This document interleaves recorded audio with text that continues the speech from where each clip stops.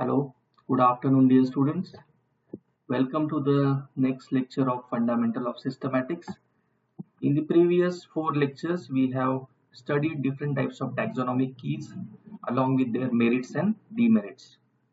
Now we will start the new topic today, that is International Code of Zoological Nomenclature. So before studying the International Code of Zoological Nomenclature, we should know there are five different types of international code for nomenclature. So what are those? The first is International Code of Zoological Nomenclature, abbreviation is ICZN, and this is for animals. Second code is International Code for Botanical Nomenclature, the abbreviation is ICBN, and it is made for the plants. Third code is International Code for Nomenclature of Bacteria. The abbreviation is ICNB, or simply it can be referred to as Biological Code with the acronym of BC. The fourth code of nomenclature is International Code of Nomenclature for Cultivated Plants, and the abbreviation is ICNCP. The fifth code is for viruses. The name is International Code for Virus Classification and Nomenclature. So among these, we will be dealing with the ICZN, that is International Code of Zoological Nomenclature. So let's get introduced with the topic. So this International Code of Zoological Nomenclature is a convention that was developed for the scientific naming of organisms, which we call them as animals.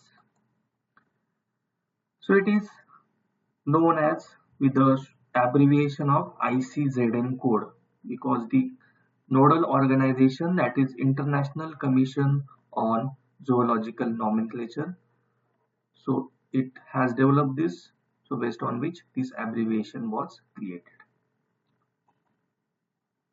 So it publishes this book on International Code of Zoological Nomenclature. So currently we are having the fourth edition of this, and in which all the rules and regulations in the form of a code are given, which gives the synchronous nature of taxonomic nomenclature, which can be followed worldwide. So this current ICZN is a product of a long process of evolution, and that begin with the system of binomial nomenclature. So we know that Carolus Linnaeus, he was the pioneer who introduced this system of binomial nomenclature. But however, in the earlier days,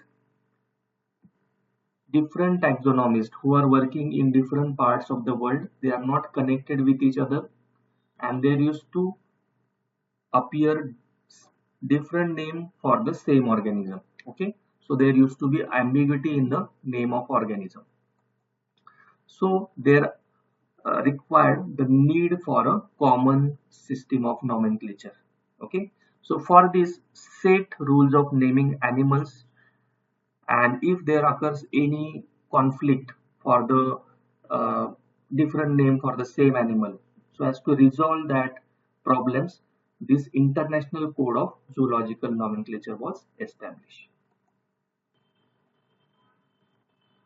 So before Linnaean system of classification or binomial nomenclature, there were different types of nomenclature were followed. So the single organism can be named by different systems.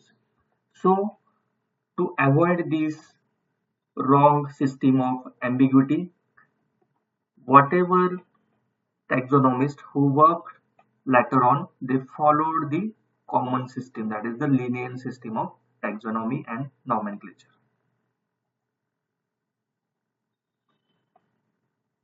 So this ambiguity was present, so there was a need for the rule of code, and that was established with this International Code on Zoological Nomenclature. So the first set of rules were proposed in the First International Congress of Zoology in the year 1889.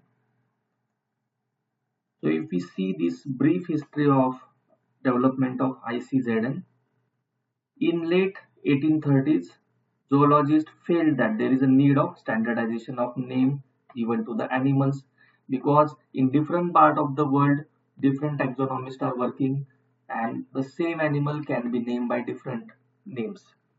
So this ambiguity should not be there. In 1889, the International Congress of Zoology in Paris, they made some common code of nomenclature. And the first version of this code was adapted in the Fifth International Congress of Zoology, which was held in Berlin in 1901. And whatever this current code which we are using, ICZN, it was adapted by the 15th International Congress of Zoology, which took place at London, and this code was published on 6th November 1961. However, the updated version of this code was made available in 1964, which becomes the second edition of ICZN. Now, this code is concerned only up to the naming of superfamily and did not satisfy the zoologist. So, up to the second edition, there was the naming only up to the superfamily level. So that's why to come up with this, the latest edition, that is the fourth edition, was published in the year 1999 and it was made effective from the year 2000. Now before this ICZN, there were different codes were present but which were not universal. So these were used mostly in Europe and USA.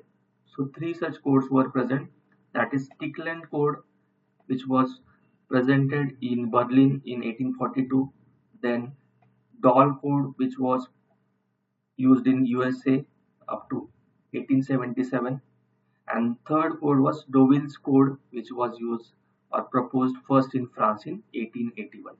But all of them had some limitations, so a uniformity need was required, which was attained with the introduction of ICZN, that is International Code of Zoological Nomenclature. Okay, so this International Code of Zoological Nomenclature is like a system of rules and recommendation, and this is authorized by a nodal organization that is known by the name International Congress of Zoology.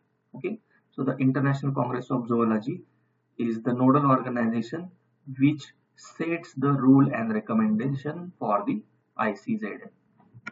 Now, the object of this code we have already discussed is the stability and universality in the scientific nomenclature of animals, and to ensure that each name is unique and distinct. That means no two organisms can have the same name. Okay, so avoidance of the ambiguity in nomenclature is the first major need of this code. And this code does not restrict the freedom of taxonomic thought and action.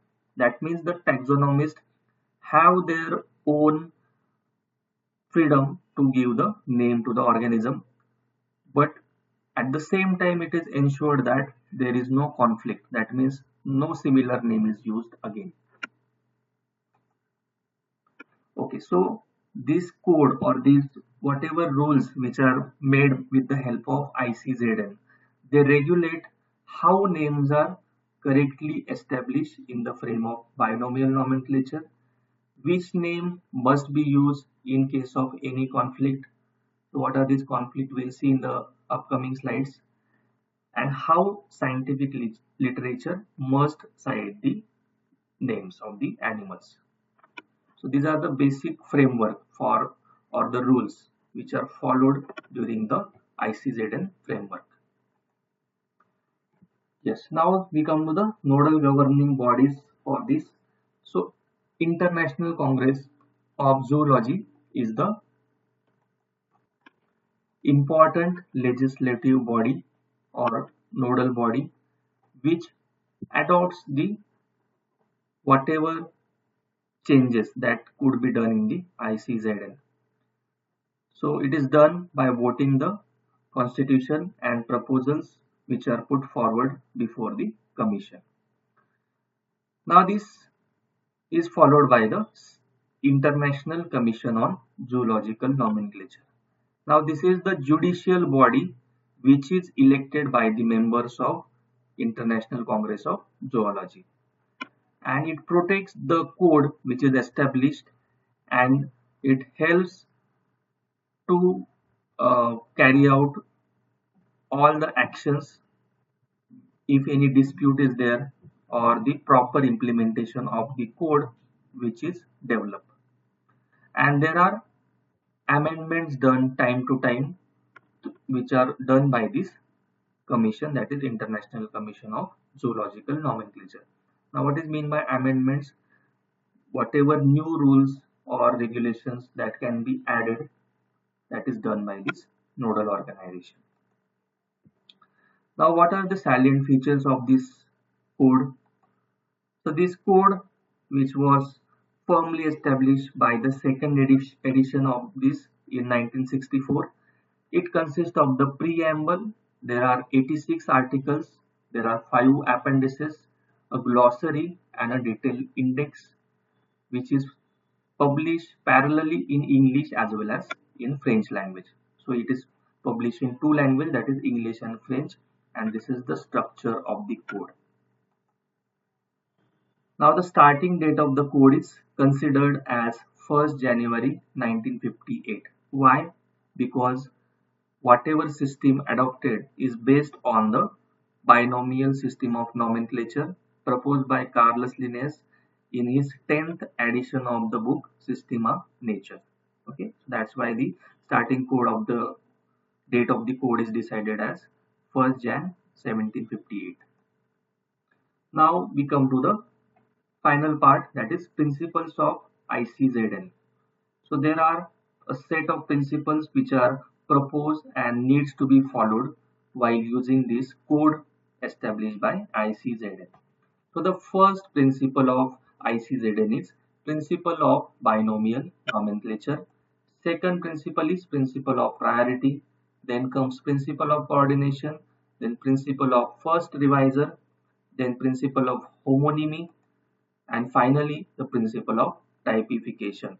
So in all these 6 principles, they form the framework of ICZN. So we will study each principle in detail. So the first principle is principle of binomial nomenclature. So according to this principle, the scientific name always is a combination of 2 names. So that comprises of the generic name and the specific name or the species name. So in a binomial nomenclature, it will start with the name of genera and it will end with the species name. Sometimes even there could be use of subspecies name, then that will lead to the another system, that is use of trinomial system or trinomen for the name of subspecies. So you have the generic name, species name followed with the subspecies name. Okay, so this principle of binomial nomenclature, it ensures that at no other rank is composed of 2 names. Okay, so we have so many ranks in the classification, starting from the kingdom to the subspecies level. So at none of these ranks should be composed of 2 names. Only the scientific name, that is a binomial nomenclature, should comprises of the 2 names. That is the rule set by the principle of binomial nomenclature. So let's take an example.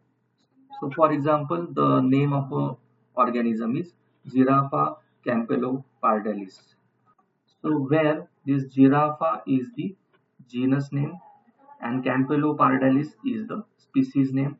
If we write it in the form of trinomial nomenclature, then the scientific name would be Giraffa camelopardalis rothschildi. Okay, so this become the generic name.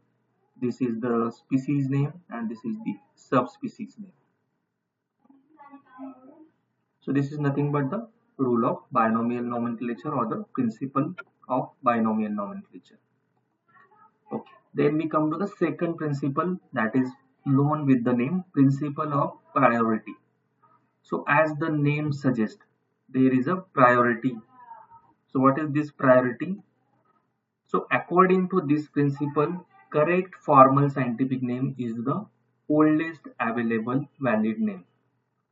That means whatever name that is selected for the naming, that should be the oldest and the most accepted name. So this rule of priority was set to promote stability of the nomenclature. So as this word priority means priority of publication. Okay. So we will understand it with example in next slide.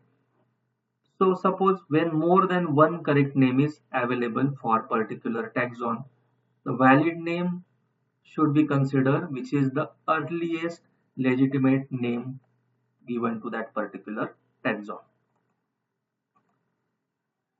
So let's see one example. Suppose the insect species Epitranus erythrogaster was described by scientist Cameron in 1888, and the same species was described by several other authors.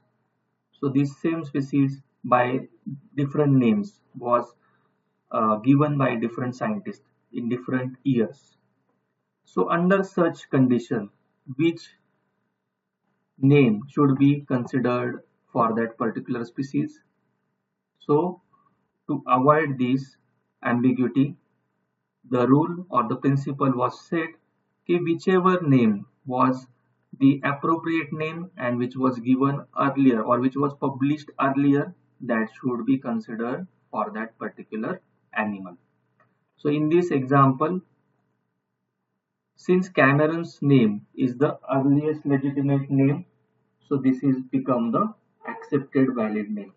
So this Cameron's name will be called as a senior synonym, and whatever names which were proposed after these names, so all these names, these are called as junior synonyms. So the according to law of priority, the first name is always given to that particular species and all other names become invalid names. So even though they are called as junior synonyms, but they are the invalid names. Now come the principle of coordination. So according to this principle of coordination, when a new zoological name is published, it automatically establishes the corresponding names for the relevant ranks. So what is the meaning of this? We will understand. So suppose as per this principle, if a name is given to the family group, then all the subsequent ranks will also be decided and they are given the names. Okay, so within that family, whatever genus, species or other taxons, they will get the name established by the same author and on the same date. So what is the meaning of this? We will understand in the next slide with an example. So in other words, publishing a new zoological name automatically establishes the corresponding names in the relevant other ranks. So by this principle of coordination, if now let's take an example, if the species group, so publishing a binomial name, so here Giraffa campylopardis will ultimately at the same time the subspecies name is also established. So the subspecies name that is Camelopardalis, is also established at the same date.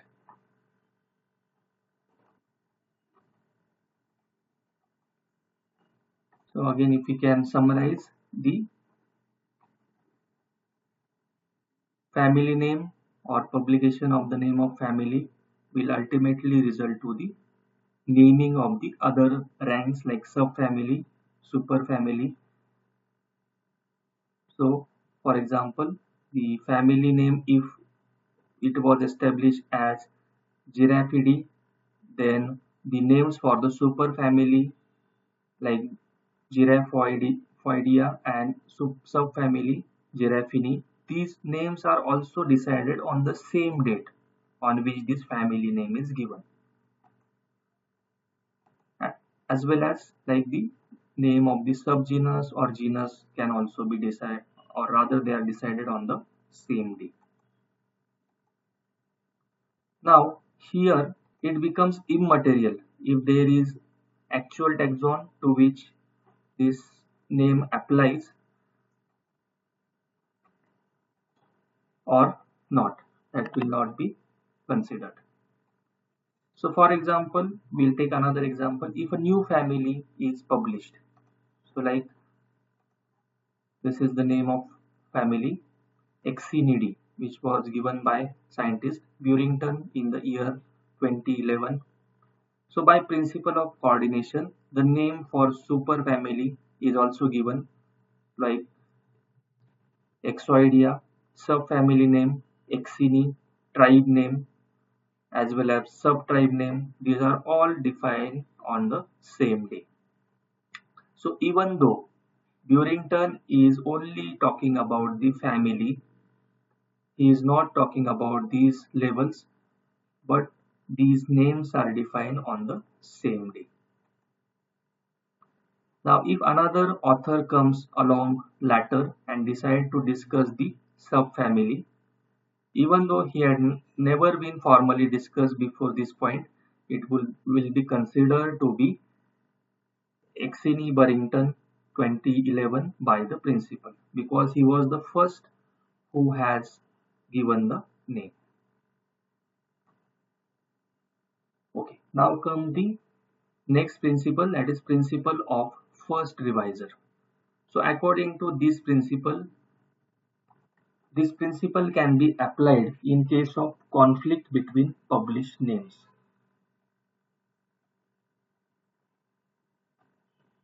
So when there is a conflict that suppose there are two scientists who have given or they have nomenclatured a organism, so which name to consider, because both the scientists or taxonomists have simultaneously published a paper where they have named a particular organism.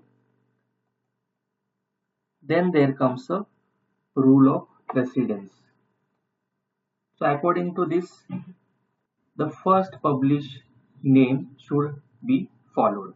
Okay, so the first published name should be followed, and we can say that this principle of first revisor actually is complementing to the principle of the priority, which was the second principle we have studied. So this first revisor principle is a complementary to this principle of priority, and this principle of revisor deals with situation which cannot be resolved by priority. So we do not know the exact priority should be given to whom. So such conflicts can arise when there can be two or more different names for the same taxon, two or more names with same spelling used for different taxon, or two or more different spelling of particular name also. Okay, so there can be conflict at such levels, and that can be tackled with the help of this principle of first revisor. So in such cases, the first subsequent author who deals with this matter and chooses and publishes the decision to be taken to be followed as a first revisor. So that means that suppose a taxon is given a same name and then a next scientist comes or taxonomist names it differently, then that name should be followed. So let's take an example of this principle of first revisor. Suppose Linnaeus in 1758 he established two names. So he thought there are two species of bird. So he named them as Strix scandiaca and Strix noctua for a species of owls. So he thought there are two species of owls. Later on, when it was found out that these are not two species, it is the same species, that is commonly known as snowy owl. Later on, another taxonomist, Lornberg, in year 1931, he was the first to revise this. So he found out that these two species are not different but they are the same species. So he cited the name. So now he becomes the reviser. He has the authority and he will select which is the appropriate name. So out of these two names, suppose he selected Strix scandica, which was the earlier name, depending on the precedence means which was earlier given. Okay, so the reviser has the authority to give the name. That is the principle of first revisor.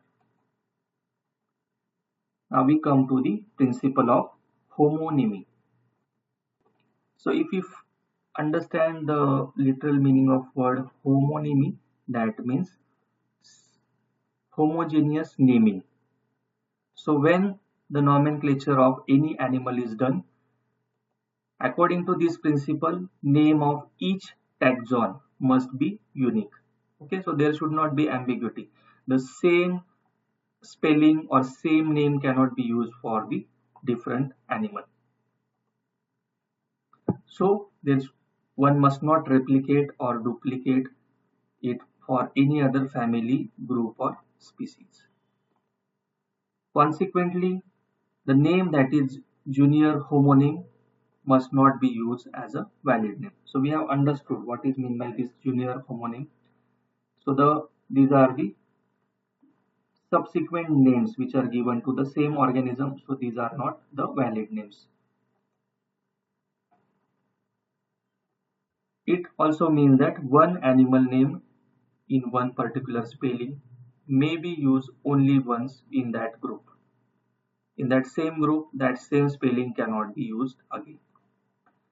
So this is the usually first published name that is always used, and any letter name with the same spelling is which is called as a homonym should not be used. So the principle of priority and first revisor is applied here. Okay, so the whichever is the first name that is used when you are giving this homonymy. So while following this principle, the family group names are not taken into consideration. So at general level, if homonymy is to be followed, even there is a difference of single letter, that is enough to distinguish them. So we will understand this with the help of example. So for example,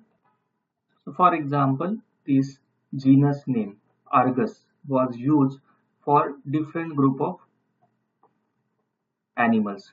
So this same name was used for Lepidoptera in case of insects, as well as it was used in bivalves. The same genus name was used for birds, even in case of spiders and other lepidopterans also. Same name, genus name was given by different scientists or taxonomists. So by the rule of homonymy, if we apply this name, now these names were changed. So if you see the changed names, here you can see one of the alphabet was changed. So instead of Argus, it was named as Argua or Argusa, Argusina, Arcus, Argas or Argulus. So the spelling was changed so as to avoid the ambiguity. The same name cannot be used for the different organisms. Okay, so this is the rule of or the principle of homonymy. Then come to the last principle, that is principle of typification. So according to this principle of typification, each taxon in a family group or genus group or a species group must have a prefixed name bearing type. So we will be studying these different types, that is holotype, lactotype, neotype, syntype in the next lecture, and that time we will understand what are these. But according to this principle, any family group must have a type genus, any genus group must have a type species, and any species group name can have more or one or more type of specimens. So these are the first which are identified from that particular group. So they are the pioneering organisms which were identified in that particular group, and they give the name or to this different family groups or genus group. So such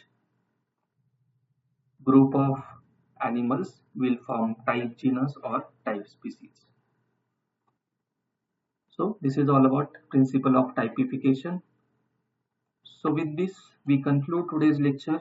So in today's lecture we understood what are the different organization or different codes of nomenclature.